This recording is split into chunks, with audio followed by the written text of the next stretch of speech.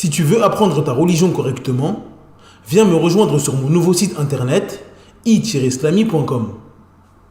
Croyances, langue arabe, jurisprudence, tajwid, tafsir, sciences du hadith, comportement et exhortation. Tout cela dans une seule et même formation. Tu pourras apprendre les bases de ta religion avec des vidéos simples et détaillées. Pour plus de détails, rendez-vous sur i-islami.com. Bonne vidéo. Assalamu alaikum wa rahmatullahi wa barakatuh. Dans cette nouvelle vidéo, nous allons définir ensemble le témoignage dans le mariage. Al-Ishhad fi zawaj. Nous diviserons cette vidéo en trois parties. La première partie sera consacrée à la définition du mot témoin dans la langue arabe. Dans la deuxième partie, nous verrons ce qui est voulu par le témoignage dans le chapitre du mariage. Dans la troisième et dernière partie, nous verrons ce qu'il faut absolument savoir à propos du témoignage dans le mariage. Nous y verrons entre autres le jugement religieux du témoignage dans le mariage, les conditions qu'il faut pour devenir le témoin d'un mariage, ou encore la différence entre le témoignage dans le mariage et l'annonce du mariage. Sans perdre plus de temps, on passe à l'explication. Bismillah walhamdulillah wa salatu wa salamu ala rasulillah wa ala alihi wa ashabihi wa man wala. Amma ba'd. La définition du mot shahid dans la langue arabe. L'origine du mot shahid vient des trois lettres shin, ha, dal, qui forment le verbe shahida, qui signifie la présence d'une personne, la science de quelque chose ou son annonce. Quant au mot shahid, il possède trois sens. Le premier signifie celui qui témoigne d'une chose à laquelle il était présent. Le deuxième signifie celui qui témoigne d'une chose dont il a eu l'information. C'est-à-dire qu'il a entendu ou lu quelque chose, mais n'était pas présent au moment des faits. Le troisième sens signifie celui qui témoigne de ce dont a été témoin autrui. C'est-à-dire que celui qui témoigne est celui qui a obtenu une information sûre de la part de quelqu'un d'autre. La définition dans le jargon islamique. Ce qui est voulu par le témoignage dans le chapitre du mariage est la présence de deux témoins lors du contrat de mariage, dans le but d'attester si besoin est de la présence de toutes les conditions du mariage ainsi que sa validité. Ce qu'il faut savoir sur le témoignage dans le mariage. Le jugement du témoignage dans le mariage. Les savants ont divergé concernant le jugement religieux des témoins du mariage. Certains disent que le mariage n'est pas valide sans deux témoins, tandis que d'autres savants disent qu'il suffit d'annoncer le mariage aux gens pour que le mariage soit valide. L'avis qui semble être le plus juste et Allah Azza wa Jal est le plus savant est que la présence de deux témoins est une condition du mariage. C'est-à-dire qu'il faut absolument la présence de deux témoins pour que le mariage soit valide. D'après Abdullah ibn Mas'ud radhiyallahu anhu, le prophète sallallahu alayhi wa sallam a dit « Pas de mariage sans tuteur et deux témoins sur la droiture ».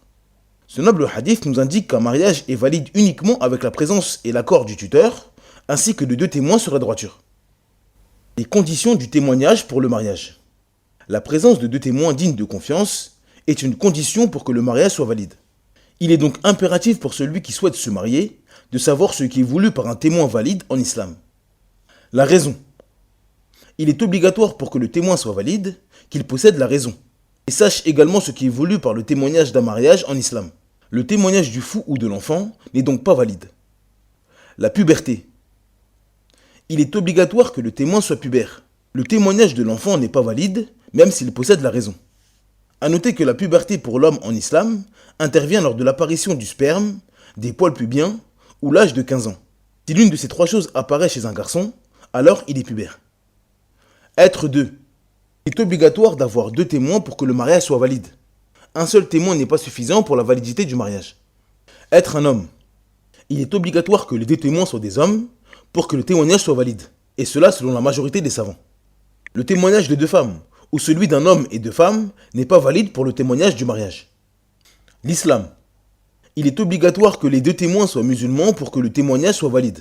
Le témoignage du mécréant, de l'associateur ou de l'apostat n'est pas valide. La droiture apparente.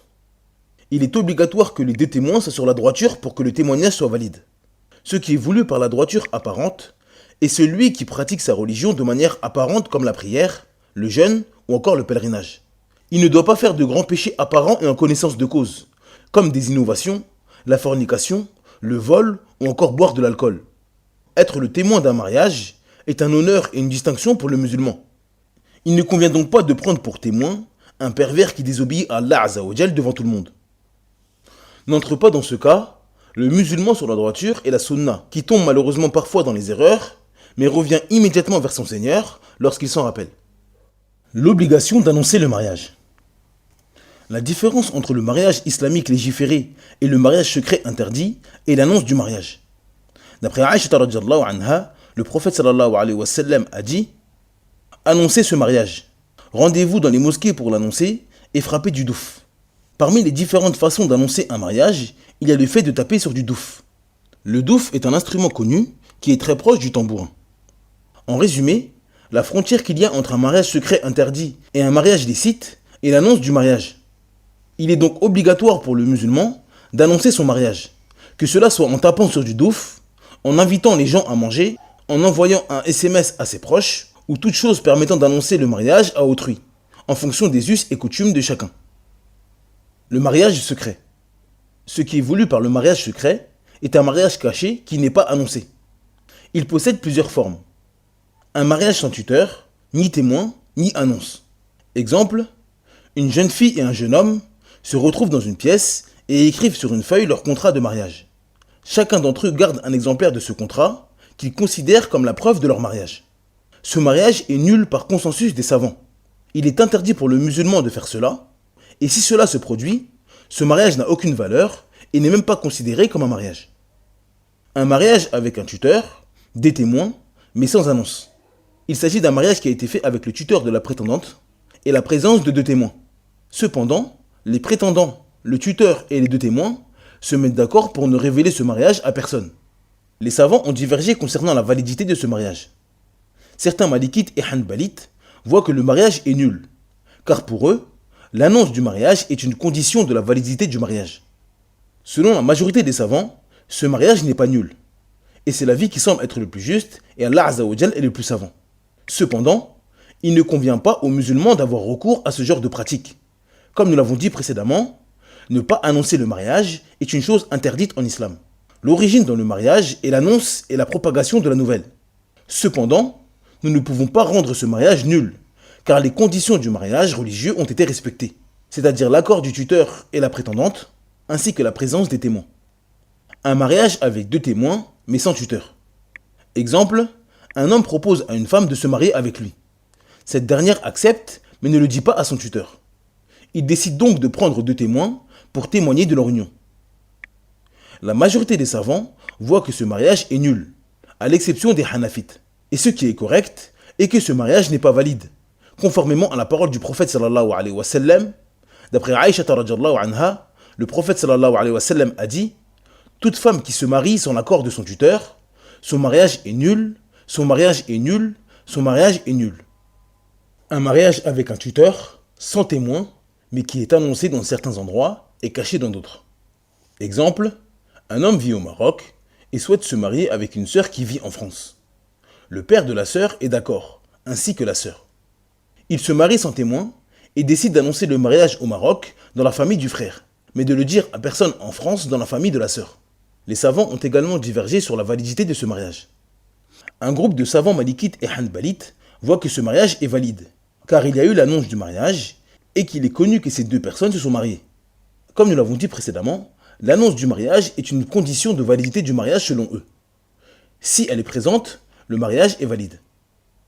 La majorité des savants voient que ce mariage est nul, à cause de l'absence de témoins. Et c'est l'avis qui semble être le plus juste, et Allah Azza wa Jal est le plus savant. Comme nous l'avons dit précédemment, l'annonce du mariage est une obligation. Elle permet d'éviter des conflits et préserve l'honneur des prétendants. Lorsque le mariage est connu de tous, il est impossible pour l'époux qui souhaite se séparer de sa femme de dire que ce n'est pas sa femme, afin de lui éviter la période de viduité et de ne pas la prendre en charge. Ou encore à la femme de dire que ce n'est pas son époux si elle souhaite le divorce et que celui-ci le refuse. En résumé, il faut bien faire la différence entre une condition dans le mariage et une obligation dans le mariage. S'il manque une condition, le mariage est nul, alors que s'il manque une obligation, le mariage est valide, même si les prétendants auront commis un péché. L'avis qui semble être le plus juste, et Allah Azza wa Jal est le plus savant, est que la présence des 2 témoins est une condition pour le mariage, tandis que l'annonce du mariage est une obligation. Le témoignage du divorce et la reprise du mariage.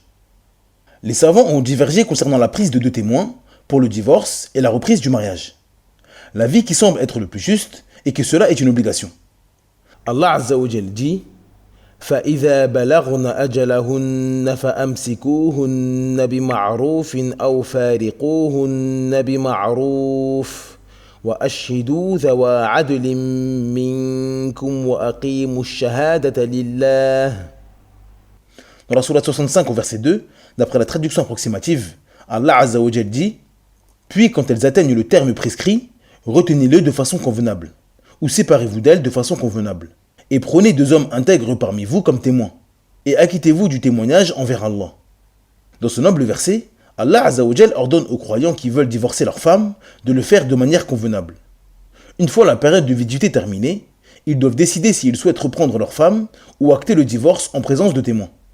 Cela pour éviter que des conflits interviennent par la suite avec un époux qui prétend qu'il n'a pas divorcé sa femme ou une épouse qui jure que son mari l'a divorcée. L'imam Ibn Kathir rahimahullah a dit à propos de ce verset, Ibn Jurayj a dit, Ata avait l'habitude de dire concernant le verset, et prenez 2 hommes intègres parmi vous comme témoins, il n'est pas permis dans le mariage, dans le divorce et la reprise du mariage, de ne pas avoir de témoins, comme nous l'a enjoint Allah le Très-Haut, sauf avec une excuse valable. Fin de citation. A noter que celui qui divorce ou reprend le mariage avec sa femme sans témoin aura commis un péché. Cependant, le divorce et la reprise du mariage sont effectifs, car la présence de témoins est une obligation dans le divorce et la reprise du mariage, et non une condition de validité, contrairement aux témoins pour le mariage. Cette vidéo est maintenant terminée, merci de l'avoir visionnée jusqu'à la fin.